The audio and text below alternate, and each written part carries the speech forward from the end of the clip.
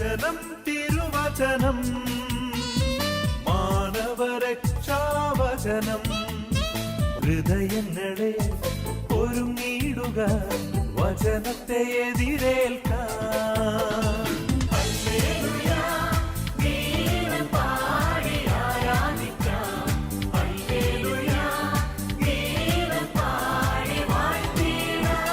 തൃശ്ശൂർ രൂപതയിലെ jubilee mission hospital എന്ന് പറഞ്ഞിട്ടൊരു ഹോസ്പിറ്റൽ നിങ്ങൾ കേട്ടിട്ടുണ്ടോ? ജൂബിലി മിഷൻ ഹോസ്പിറ്റൽ നിങ്ങൾ കേട്ടിട്ടുണ്ട്? അവിടെ ജൂബിലി മിഷൻ അത് തന്നെ ആലപ്പാട്ട് പിതാവിൻ്റെ ജൂബിലിക്ക് സ്മാരകമായിട്ട് ആരംഭിച്ചതാണ് ഹോസ്പിറ്റൽ. എന്നാണ് അതിന് ജൂബിലി ഹോസ്പിറ്റലിൻ്റെ പേര് വന്നത്. ഓക്കെ, അവിടെ ഒരു പുതിയ വിങ് തുടങ്ങിയിട്ടുണ്ട്. കുറേ കാലമായി തുടങ്ങിയിട്ട്. അതിൻ്റെ പേര് നിങ്ങൾക്കറിയാമോ? ഹൃദയാലയ എന്നാണ് അതിൻ്റെ പേര്. പേരെന്താണ്? ഹൃദയാലയ. ഹാർട്ട് സംബന്ധമായിട്ടുള്ള രോഗങ്ങളെ മാത്രമാണ് അവിടെ അവരെ ചികിത്സിക്കുന്നത്. അതിൻ്റെ കൊണ്ടാണ് അവിടെ ഹൃദയാലയ എന്ന് പറഞ്ഞത്. അവിടെ ഞാനൊരു പ്രാവശ്യം പോയി. ഞാൻ ചിറ്റൂർ വികാരി അച്ഛനായിരിക്കുന്ന സമയത്ത് ബഹുമാനപ്പെട്ട ഞങ്ങളുടെ എൻ്റെ ഒരു സഹോദര വൈദ്യൻ അറക്കൽ ജോണച്ചൻ പെട്ടെന്ന് ഹാർട്ട് രോഗം വന്നു. അച്ഛനെ പാലക്കാട് കൊണ്ടുവന്ന് പാലക്കാട് നിന്ന് അച്ഛനെ കൊണ്ടുപോയത് മിഷനിലേക്കാണ്. മിഷൻ എന്നാണ് പിന്നെ വേറെ സ്ഥലത്തേക്ക് കൊണ്ടുപോയത്. അങ്ങനെയാണ് ഞാൻ ആദ്യമായിട്ട് ഹൃദയാലയയിൽ കിടക്കുന്ന ആ മിഷൻ ജൂബിലി മിഷന് കിടക്കുന്ന രോഗികളെ കാണാൻ ചെല്ലുന്നത്. അവിടെ ചെന്നപ്പോൾ അവരെനിക്ക് ഒരു കുപ്പായം തന്നു.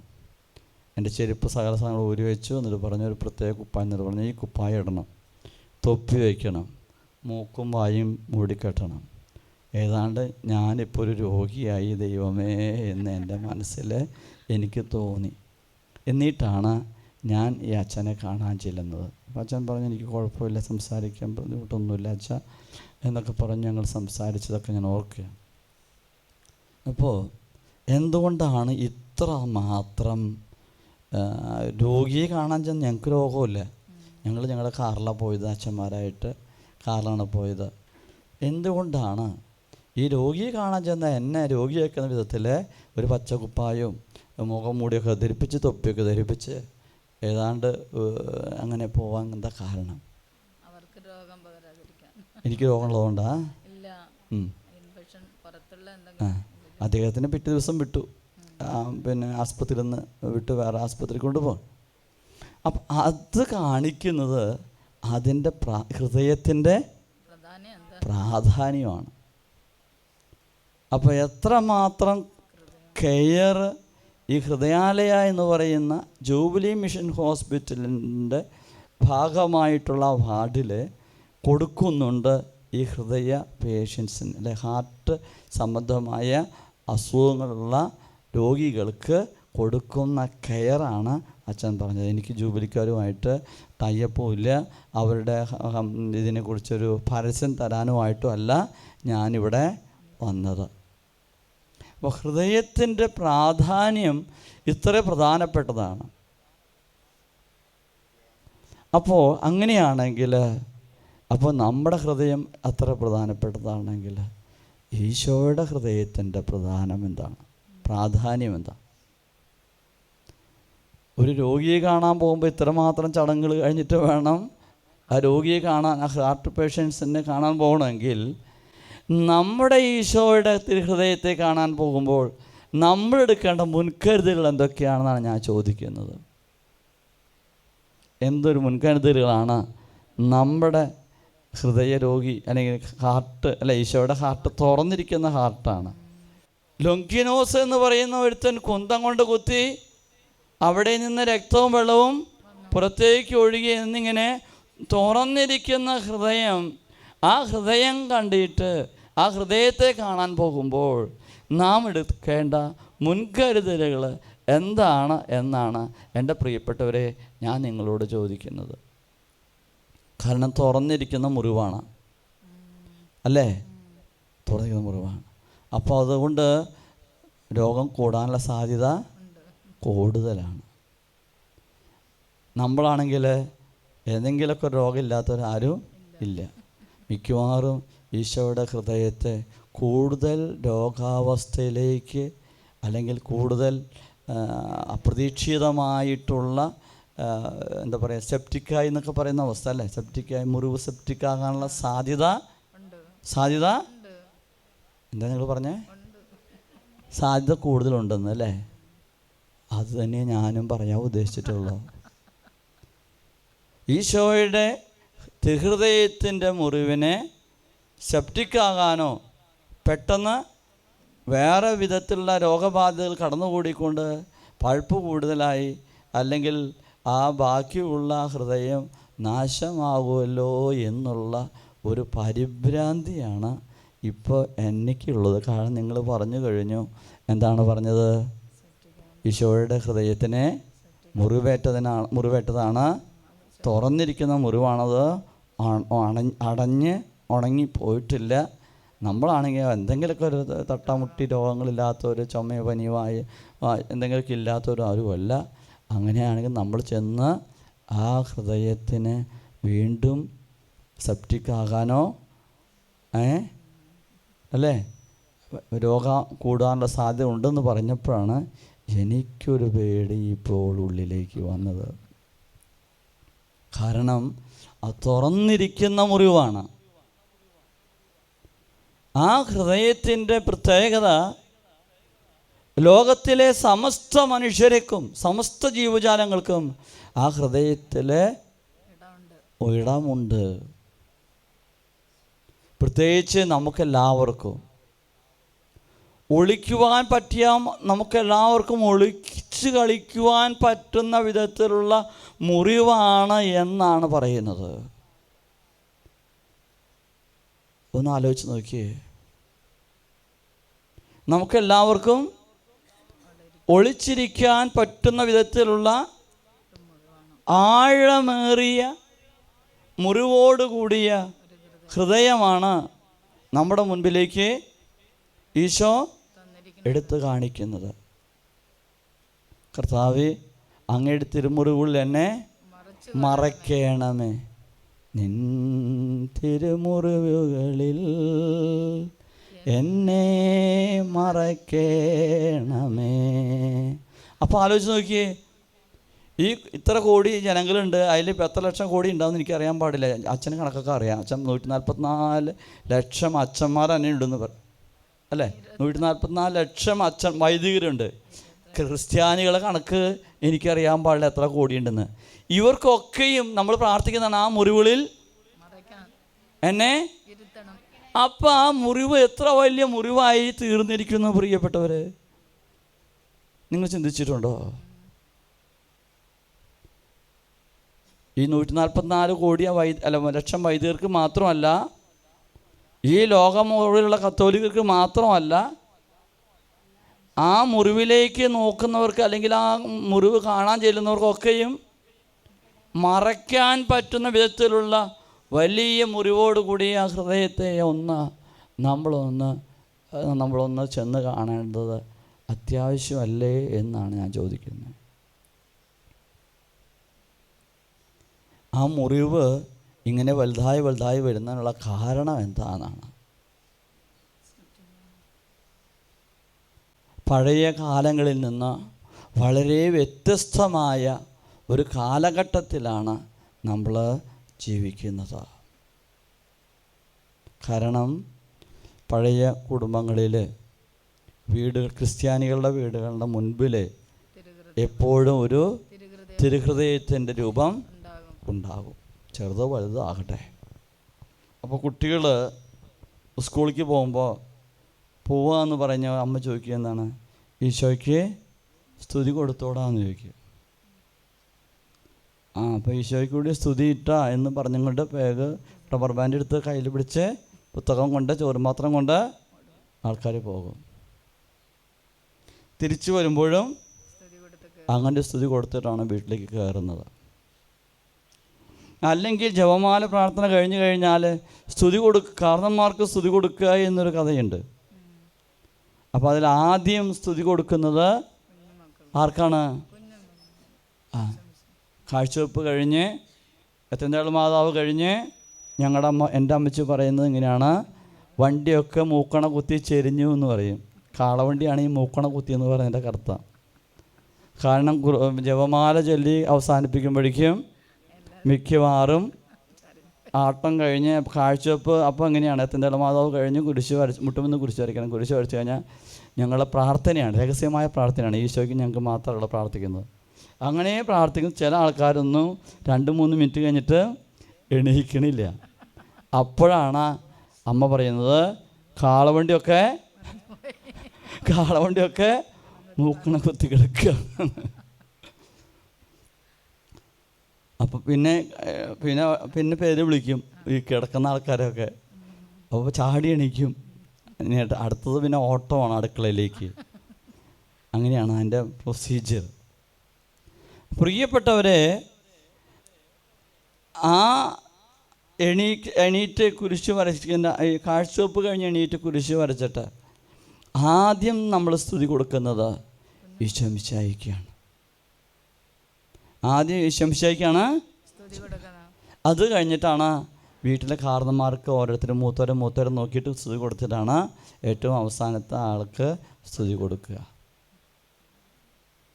ഒരാൾക്ക് സ്തുതി കൊടുക്കുമ്പോൾ അതിൽ നമ്മൾ എക്സ്പ്രസ് ചെയ്യുന്നത്, അതിൽ നമ്മൾ പ്രകടിപ്പിക്കുന്നത് എന്തൊക്കെയാണെന്ന് നിങ്ങൾ ചിന്തിച്ചിട്ടുണ്ടോ?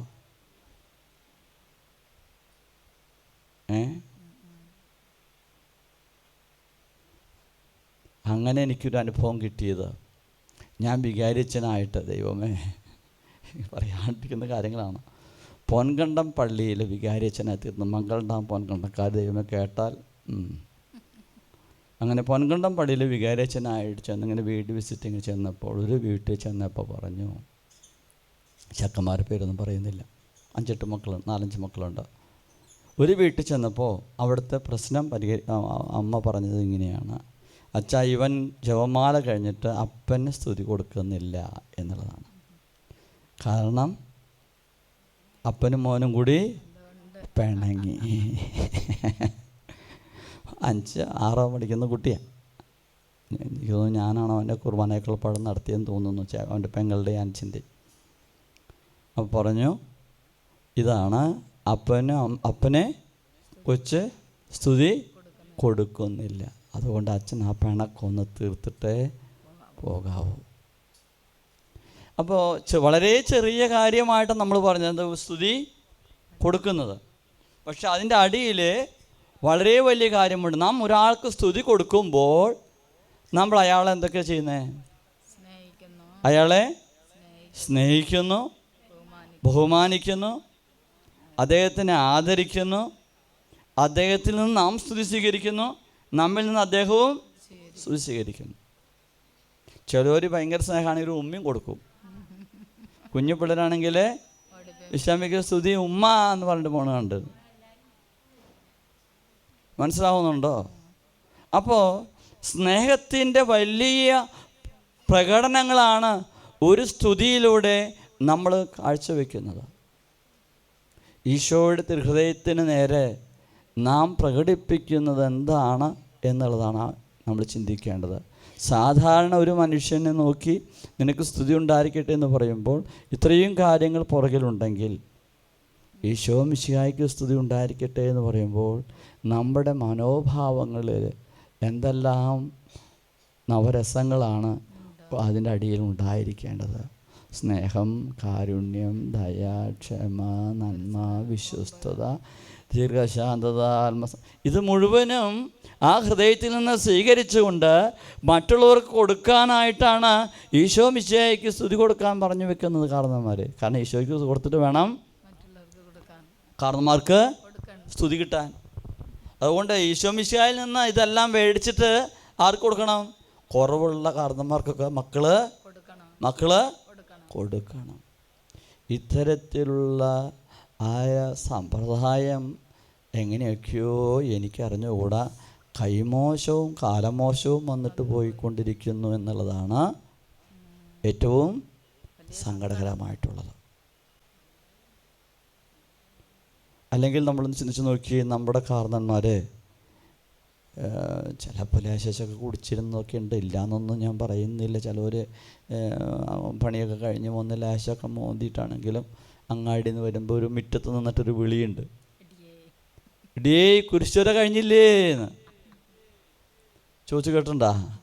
ആ, അപ്പോൾ കഴിഞ്ഞിട്ടില്ലെങ്കിൽ എന്ത് ചെയ്യും? കാരണന്മാരെവിടെ ഇരിക്കും? ചിലപ്പം മുറ്റത്തായിരിക്കും. ശരിക്കും മുറ്റത്തൊന്നുമല്ല, അവർ മിക്കവാറും ആ തിരുഹൃദയത്തിന് മുമ്പിലാണ് അവരിയ്ക്കുന്നത്. അവർ രണ്ട് കൈയും കൂപ്പി പിടിച്ചിട്ട് അവിടെ ഇരിക്കുകയാണ്. വേഗം കുട്ടികൾ ജപമാല നമസ്കാരം കഴിഞ്ഞ് ആർക്ക് സ്തുതി കൊടുക്കാൻ പറഞ്ഞ? ഈശോയ്ക്ക് സ്തുതി കൊടുക്കാൻ പറഞ്ഞ. കാരണം ഈശോ പുറത്തല്ല ഇരിക്കുന്നത്, ഈശോ പുറത്താണ്. ഈശോയെ സ്തുതി കൊടുത്തിട്ട് നോക്കുമ്പോഴാണ് കാണുന്നത് അപ്പൻ താഴത്ത് രണ്ട് കൈയും കൂപ്പി പിടിച്ച് ഇരിക്കുന്നു. പിന്നെ അപ്പന് സ്തുതി കൊടുത്തിട്ടാണ് പിന്നെ സ്തുതി കൊടുക്കാൻ പോകുന്നത്. കാരണന്മാർ പോലും അറിയാതെ, ലേശം വെള്ളമാണ് അല്ലെങ്കിൽ പോലും അവർ പോലും അറിയാതെ ഈശോയുടെ രൂപത്തിന് മുമ്പിൽ വന്ന് സ്തുതി കൊടുത്തിട്ടാണ് അവിടെ ഇരിക്കുന്നത്. ആകപ്പാട് അവർ പറയുന്ന അവരുടെ ആ കാലഘട്ടത്തിൽ എനിക്ക് തോന്നുന്നത് കുറച്ച് കുന്നായ്മ, കുശുമ്പ്, യഷ്ണി, അവൾ അങ്ങനെ പറഞ്ഞു ഇവളിങ്ങനെ പറഞ്ഞു, ഇതൊക്കെ അന്നത്തെ വലിയ വലിയ പാപങ്ങളായിട്ടുള്ളൂ. ഇതൊക്കെ ഈശോയെ വേദനിപ്പിച്ചല്ലോ എന്ന് അവർ പറയുകയും ചെയ്യും. പ്രിയപ്പെട്ടവരെ, ഇന്ന് നമ്മൾ ഓരോരുത്തരുടെയും കയ്യിലുള്ള പാപത്തിൻ്റെ മാലിന്യങ്ങളുടെ രീതി അങ്ങ് നമ്മൾ ചിന്തിച്ചു നോക്കിയേ. ഈശോയുടെ തിരുഹൃദയത്തിനെതിരായിട്ടുള്ള നിന്നപമാനങ്ങൾക്ക് പരിഹാരമായി നമ്മളെന്താ ചെയ്യാറ്?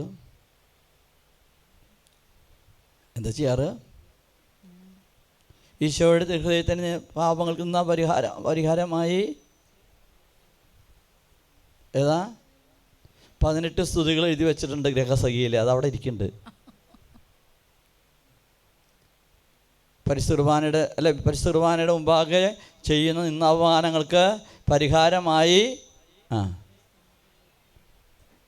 നമ്മൾ ചെയ്യുന്ന അത്രേ ഉള്ളൂ. ആ പുസ്തകത്തിൽ എഴുതി വെച്ചിട്ടുണ്ട് നമ്മൾ അവിടെ ഇരിക്കുന്നത്. വലിയ വാഴ്വ് അൾത്താരയിൽ വാഴ്വാണെങ്കിൽ നമ്മൾ എന്ത് ചൊല്ലും? ദൈവത്തെ വാഴ്ത്തിടുവിൻ, ദൈവനാമം വാഴ്ത്തിടുവിൻ, ദൈവവും മനുജനുമാം മിശിഹാനാഥനെ വാഴ്ത്തിടുവിൻ. എന്തിനത് പ്രാർത്ഥിക്കണേ? ചിന്തിച്ചിട്ടുണ്ട് എന്തിനാന്ന്? വേഗം കുർബാന അടക്കിക്കോ അച്ഛൻ വേഗം സക്രായിൽ കൊണ്ടുവച്ചാൽ എന്നിട്ട് വേണം എനിക്ക് ഇറച്ചിപ്പടയ്ക്ക് ഓടാൻ. അതല്ലേ ഇത് ഇറച്ചിക്കടയിൽ നമുക്ക് ഞായറാഴ്ച കുർബാന കഴിഞ്ഞാൽ ആദ്യം ഓട്ടം ഇറച്ചിപ്പീടിയിലേക്കല്ലേ, നല്ല ഇറച്ചി കിട്ടാൻ വേണ്ടി. തൃശ്ശൂർ അങ്ങനെയാണ്, ഞങ്ങൾ ആദ്യം മാർക്കറ്റിലേക്കാണ് പള്ളിയിൽ നിന്ന് ഓടുന്നത് മാർക്കറ്റ്. അന്നേരം തൊട്ടടുത്ത് തന്നെ മാർക്കറ്റ് കാണണം, പള്ളിയുടെ അടുത്ത് തന്നെ മാർക്കറ്റ് കാണും. ഇല്ലെങ്കിൽ ഒരു 2 അടി 10 അടി നടന്നാൽ കിട്ടുന്ന വിധത്തിൽ മാർക്കറ്റ് കാണാം. അവിടെ പോയിട്ട് ഇറച്ചി മേടിച്ചിട്ട് വേണം വീട്ടിലേക്ക് പോകാനായിട്ട്. പണ്ട് തൊട്ടിക്കോട്ടയും കൊണ്ടുതന്നെ പോയിരുന്നു പള്ളിയിലേക്ക്. ഇപ്പോൾ തൊട്ടിക്കോട്ടയൊന്നും കൊണ്ടുപോകണില്ല, ദൈവാനുഗ്രഹം. തൊട്ടിക്കോട്ടയിൽ തേക്കിൻ്റെ പൊതിഞ്ഞ് അല്ലെങ്കിൽ ചേമ്പിൻ്റെ എല്ലാം പൊതിഞ്ഞ് കിടപ്പോൾ അങ്ങനെ പിടിച്ചുകൊണ്ട് പോയിരുന്നു. ഇപ്പോൾ അതൊന്നും ഇല്ലാത്ത കാര്യം ആണ്. പ്രിയപ്പെട്ടവരെ, നമ്മൾ പ്രാർത്ഥിക്കുന്ന ഈ പാട്ട് വെറുതെ പാട്ട് പാടുന്നതല്ല. ഈശോയുടെ ഹൃദയത്തിന് നേരെ പാപികൾ അണയ്ക്കുന്ന നിന്നാപമാനങ്ങൾക്ക് പരിഹാരമായി നമ്മൾ ദൈവത്തെ സ്തുതിക്കുന്നതാണ് ഈ പ്രാർത്ഥന. ദൈവത്തെ വാഴ്ത്തിടുവിൻ, ദൈവനാമം വാഴ്ത്തി, നിന്നാപമാനങ്ങൾക്ക് പരിഹാരമായിട്ടാണ് നമ്മൾ ഈ പ്രാർത്ഥന ഗാനം പാടുന്നത്. വലിയ ബുദ്ധിയും ബോധം ഉണ്ടായിട്ടാണ് എനിക്ക് അറിഞ്ഞുകൂടാ. എത്രയോ നിരീശ്വരവാദികൾ, എത്രയോ ദൈവം ഇല്ലെന്ന് വാദിക്കുന്നവരെ, എത്രയോ കമ്മ്യൂണിസ്റ്റുകാർ, ദൈവമേ പോണ വഴിയിൽ എന്നെ തടഞ്ഞു നിർത്തുമെന്നറിയില്ല. എത്രയോ ദൈവത്തെ അറിയാത്ത മനുഷ്യർ, ദൈവത്തെ ദുഷിക്കുന്ന മനുഷ്യർ.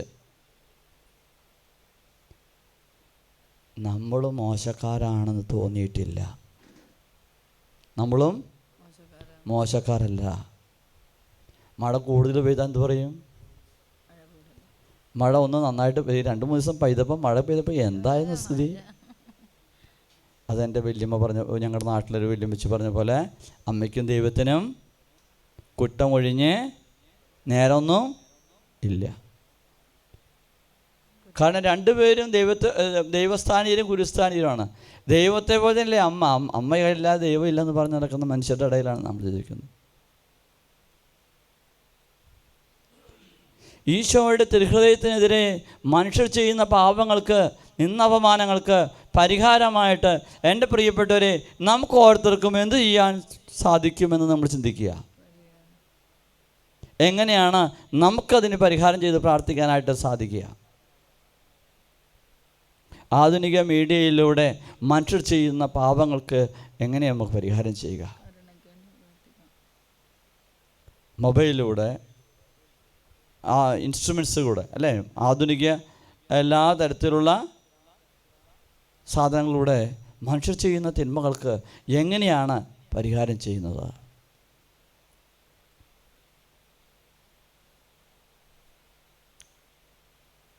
നമുക്ക് എങ്ങനെ അതിന് പരിഹാരം ചെയ്യാൻ സാധിക്കും?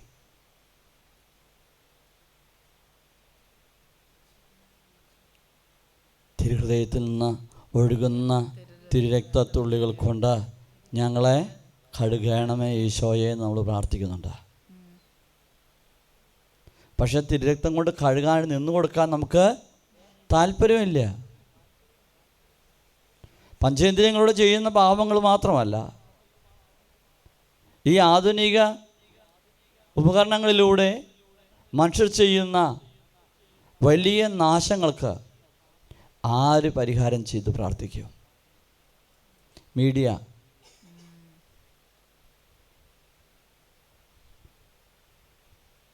മീഡിയകളിലൂടെ വരുന്നത് പോസിറ്റീവ് ആൻഡ് നെഗറ്റീവ് നമുക്കറിയാം. നമ്മുടെ കയ്യിലുണ്ടല്ലോ, അല്ല, നമ്മുടെ എന്താണ് പറയുന്നത്, തലയെ പിടിച്ച് വേയും യന്ത്രം എന്ന് പറയുന്ന സാധനം പണ്ട് ഞാൻ പറഞ്ഞിട്ടുള്ളതാണ്. കൈ പിടിച്ച് പേച്ചു യന്ത്രം, അത് നമ്മുടെ കൈവശമുണ്ടല്ലോ. അതുകൂടിയാണല്ലോ ഇപ്പോഴത്തെ എല്ലാ കമ്മ്യൂണിക്കേഷൻസും വരുന്നത്.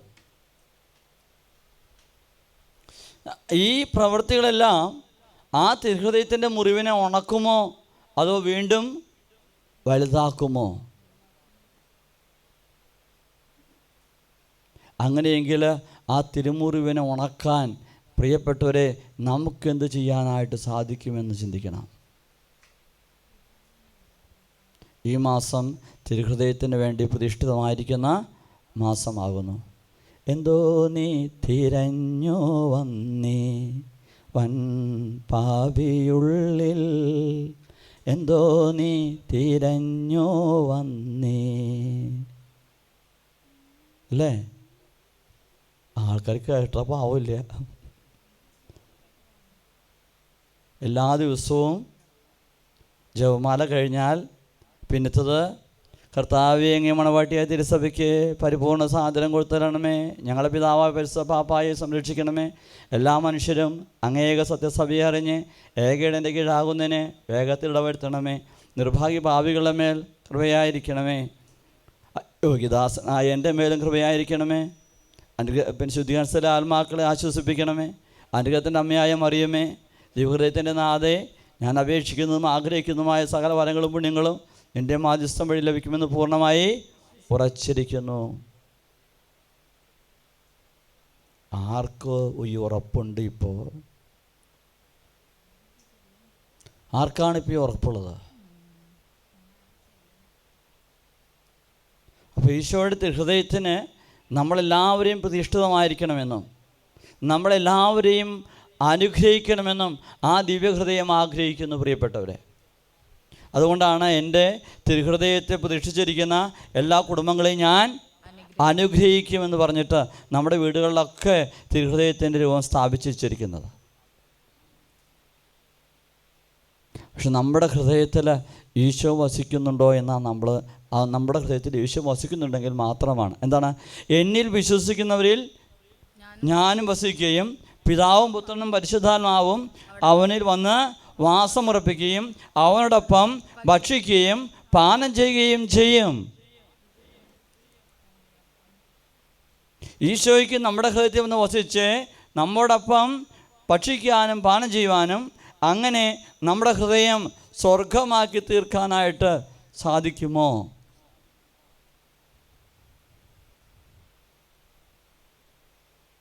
പരിശുദ്ധ മാതാവിനെ കുറിച്ച് നമ്മളൊരു പാട്ട് പാടാറുണ്ട് ഇല്ലേ അനിയെ?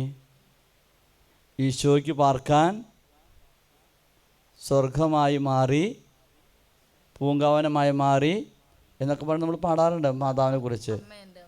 ആ ഈശോയ്ക്ക് പാർക്കാൻ അതന്നെ. അപ്പോൾ അതുകൊണ്ട് ഈ ഹൃദയത്തിൻ്റെ ഉള്ളിലേക്ക് കടക്കാൻ, ഈ ഹൃദയത്തെ നമ്മുടെ ഹൃദയത്തോട് ചേർത്ത് പിടിപ്പിക്കാൻ വിശുദ്ധരൊക്കെയും പറയുന്നു, ഈ ഹൃദയത്തിൽ നിന്ന് സ്വീകരിക്കുന്ന നന്മകൾക്ക് എണ്ണമില്ല. ഈ ആദ്യത്തെ വെള്ളിയാഴ്ച ആ ഹൃദയത്തിൽ നിന്ന് ലഭിക്കുന്ന ദിവ്യമായ അനുഗ്രഹങ്ങളെ ചോദിച്ച് മേടിച്ചുകൊള്ളുക എന്നാണ് പറയുന്നത്. ഈശോയുടെ തിരുഹൃദയത്തിലേക്ക് കടക്കാനുള്ള ആ വാതിലാണ് മക്കളെ ആ മുറിവ്. ലൊങ്കിനോസ് കുത്തി തുറന്നത് പാവികളായ നമുക്ക് എല്ലാവർക്കും കടക്കാനുള്ള വാതിലാണത്. ആ വാതിലൂടെ അകത്ത് കടക്കണമെങ്കിൽ നമ്മൾ ഒറ്റ കാര്യം ചെയ്യണം. എന്ത് ചെയ്യണം? കർത്താവേ, ഞങ്ങൾ പാപികളാകുന്നു എന്ന് ഏറ്റു പറയണം. അങ്ങനെ ഞാൻ ഏറ്റു പറഞ്ഞു കഴിഞ്ഞിട്ട്, കർത്താവേ, ഞാൻ അങ്ങയുടെ ഹൃദയത്തിൽ നിന്ന് പുറത്താണിപ്പോൾ, അകത്ത് കിടക്കണമെങ്കിൽ എനിക്ക് നീ ആ വാതിൽ തുറന്നു തരണമെങ്കിൽ ആ വാതിൽ തുറക്കേണ്ട ആൾ ഞാനാണ്. പരിശുദ്ധ കുമ്പസാരത്തിലൂടെയും പരിശുദ്ധ മാമോദീസയിലൂടെയും ആ വാതിൽ തുറക്കേണ്ട ആള് നമ്മളാണ്. നാം വാതിൽ തുറന്നാൽ മാത്രമേ ഈശോയ്ക്ക് നമ്മളെ അകത്ത് കടത്താനായിട്ട് സാധിക്കുള്ളൂ.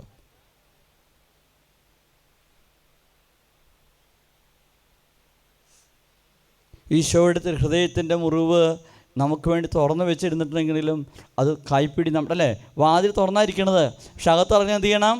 നമ്മുടെ കൈപ്പിടി കൊണ്ടൊന്ന് സാക്ഷ്യം നീക്കണം. സാക്ഷ്യം നീക്കാതെ അകത്ത് കിടക്കാൻ പറ്റുമോ? ഇല്ല. ഈശോയുടെ മുറിവ് തുറന്നാണ് ഇരിക്കുന്നതെങ്കിലും നമ്മളതൊന്ന് തുറക്കേണ്ട കടമ. അത് നമുക്കൊന്ന് പതുക്കെ ഒന്ന് വലിച്ചാൽ മതി. വലിക്കുക, അല്ലെങ്കിൽ ജസ്റ്റ് ഒന്ന് ഓപ്പൺ ആക്കുക കടക്കാനായിട്ട്. അതിനുള്ള താക്കോൽ നമ്മുടെ കൈവശമുണ്ട്. നമുക്കങ്ങനെ ആ ഈശോയുടെ തിരുഹൃദയത്തിൻ്റെ വാതിൽ തുറക്കാനായിട്ടുള്ളതാണ് നമ്മുടെ പ്രായശ്ചിത്തം, പ്രാർത്ഥന, പരിഹാരങ്ങളെല്ലാം. ഈ പ്രായശ്ചിത്തവും പ്രാർത്ഥനയും പരിഹാരമല്ലേ പിതാവിനും പുത്രനെയും പരിശുദ്ധാത്മാവിനും പ്രസാദിപ്പിക്കാൻ നമ്മുടെ ഉപവാസം, പ്രാർത്ഥന, നോമ്പും പ്രാർത്ഥനയും വഴിയായി അല്ലേ. അപ്പം നമുക്ക് തുറക്കാനായിട്ടുള്ള താക്കോൽ നമ്മുടെ കൈകളിൽ തന്നെ ഉണ്ട്. നമ്മൾ തുറന്നില്ലെങ്കിൽ പിന്നെ ആ അകത്തേക്ക് പ്രവേശിക്കാൻ, ആ തിരുവിലാവിലേക്ക് പ്രവേശിക്കാൻ നമുക്ക് കഴിയുമോ? അതുകൊണ്ട് എനിക്ക് ഇന്ന് നിങ്ങളോട് പറയാം, എന്നെ കേൾക്കുന്ന വിദൂരസ്ഥരും സമീപസ്ഥരുമായിട്ടുള്ള നിങ്ങളോടെല്ലാവരോടും അച്ഛന് പറയാനുള്ള കാര്യം ഇതാണ്. ആ തിരുഹൃദയത്തിൻ്റെ ആ കവാടം തുറക്കാനുള്ള താക്കോലെടുത്ത് തുറക്കുക. ആ കൈപ്പിടി നിന്ന് തുറക്കുക, വാതിലിൻ്റെ കൈപ്പിടി, എന്നിട്ട് അകത്തേക്ക് പ്രവേശിക്കുക. നമ്മുടെ സഹോദരന്മാരും നമ്മളും വഴി വന്നു പോകുന്ന എല്ലാ തിന്മകൾക്കും പരിഹാരം ചെയ്യാൻ പ്രാർത്ഥന, പ്രായശ്ചിത്തം, ഉപവാസം, ദാനധർമ്മം, ഇത് നമ്മൾ ചെയ്താലേ പറ്റുള്ളൂ. വേറെ ആർക്കും ചെയ്യാൻ പറ്റില്ല. ഒരു സ്വർഗത്തിലെ വിശുദ്ധർക്കും നമുക്ക് വേണ്ടി പ്രായശ്ചിത്തം ചെയ്യാൻ പറ്റുമെന്ന് നിങ്ങൾ വിചാരിക്കരുത്. അത് നമുക്ക് മാത്രമേ പറ്റുള്ളൂ. ജീവനും ആരോഗ്യവും ഉള്ളപ്പോൾ നമ്മൾ പ്രായശ്ചിത്തം ചെയ്തില്ലെങ്കിൽ, നമുക്ക് നമ്മുടെ പരിഹാര കടം നമ്മൾ വീട്ടിയില്ലെങ്കിൽ ഒരു രക്ഷയുമില്ല. വേറെ ആരെങ്കിലും നമുക്ക് വേണ്ടി ചെയ്യണം. സ്വർഗത്തിലെ ഒരു വിശുദ്ധർക്കും പാപപരിഹാരം ചെയ്യാനായിട്ട് പറ്റില്ല. കാരണം എന്താണ്? അവർ നിത്യതയിൽ ദൈവത്തോടെ ആയിരിക്കുന്നവരാ. ആരെങ്കിലും നമുക്ക് വേണ്ടി പരിഹാരം ചെയ്താൽ ആ പരിഹാര പ്രാർത്ഥനകളെ കർത്താവിൻ്റെ കരങ്ങളിലേക്ക് ഉയർത്തുക എന്ന് മാത്രമാണ് അവർക്ക് ചെയ്യാൻ സാധിക്കുക. അതുകൊണ്ട് പ്രായശ്ചിത്തവും പരിഹാരവും ചെയ്യേണ്ടത് പ്രിയപ്പെട്ടവരെ നമ്മൾ ഓരോരുത്തരുമാണ്. ആ പ്രാർത്ഥനയുടെയും പരിഹാരത്തിൻ്റെയും താക്കോലെടുത്ത് ഈശോയുടെ തിരുഹൃദയത്തിൻ്റെ കവാടം തുറന്ന് അകത്തേക്ക് പ്രവേശിക്കുവാൻ ഈശോ നമ്മളെ ഓരോരുത്തരെയും ക്ഷണിക്കുന്നു. അതിനായിട്ട് നമുക്ക് സാധിക്കട്ടെ. നമ്മൾ എൻ്റെ വീട്ടിൽ ചെല്ലിരുന്ന പ്രാർത്ഥന ഈ സോൾ ഓഫ് ക്രൈസ്റ്റ് സാൻഡിഫൈ, ഇംഗ്ലീഷിൽ അങ്ങനെയാണ് പറയുക. ഈശോയുടെ ദിവ്യാത്മാവേ എന്നെ ശുദ്ധീകരിക്കണമേ, ഈശോയുടെ തിരുവിലാവിലെ രക്തമേ എന്നെ കഴുകണമേ, തിരുവിലാവിലെ മുറിവേ എന്നെ അനുഗ്രഹിക്കണമേ, അവിടുന്ന് ഒഴുകുന്ന രക്തമേ എന്നെ ലഹരി പിടിപ്പിക്കണമേ എന്നൊക്കെ പറഞ്ഞിട്ട് പ്രാർത്ഥിക്കുന്നു. എന്നിട്ട് പറയും എന്നിട്ട് ചൊല്ലുന്ന പ്രാർത്ഥന എന്താണ്? ശാന്തശീലും വിഴുന്നിലുമായ ഈശോയെ എൻ്റെ ഹൃദയം അങ്ങേ ഹൃദയത്താക്കണമേ. ഈശോയുടെ ഹൃദയമേ ഞാൻ അങ്ങയിൽ ശരണപ്പെടുന്നു. അത് 10 പ്രാവശ്യം ചൊല്ലിയ അവസാനത്തെ 10ാമത്തെ പ്രാവശ്യം ചൊല്ലും മറിയത്തിൻ്റെ ഹൃദയമേ അങ്ങ് എനിക്ക് രക്ഷയായിരിക്കണമേ. ആരെങ്കിലും ചൊല്ലുന്നുണ്ടോ എന്ന് എനിക്ക് അറിഞ്ഞുകൂടാ. ആരെങ്കിലും തിരുഹൃദയ ജപമാല എന്ന് പറഞ്ഞിരുന്നത് എപ്പോഴും ഏറ്റവും എളുപ്പം ഈസിയായിട്ട് ചൊല്ലുന്ന പ്രാർത്ഥനയാണ്. ആരെങ്കിലും ചൊല്ലുന്നുണ്ടോ എന്ന്? എത്ര പേര് ഈ പ്രാർത്ഥന ചൊല്ലാറുണ്ട്? ദൈവത്തിൻ്റെ സ്തുതി. 3, 4, 5 പേരെ കണ്ടു. നമ്മുടെ ഹൃദയവും ഈശോയുടെ ഹൃദയവും ഒന്നായിരിക്കുന്നതിന് വേണ്ടി നമുക്ക് പ്രത്യേകമായിട്ട് പ്രാർത്ഥിക്കാം. ഈശോയെ എൻ്റെ ഹൃദയം അങ്ങേക്ക് ഞാൻ തരുന്നു, അങ്ങയുടെ ഹൃദയം എനിക്കും തരിക. അങ്ങനെ പ്രാർത്ഥിക്കാനായിട്ട് നമുക്ക് സാധിക്കട്ടെ.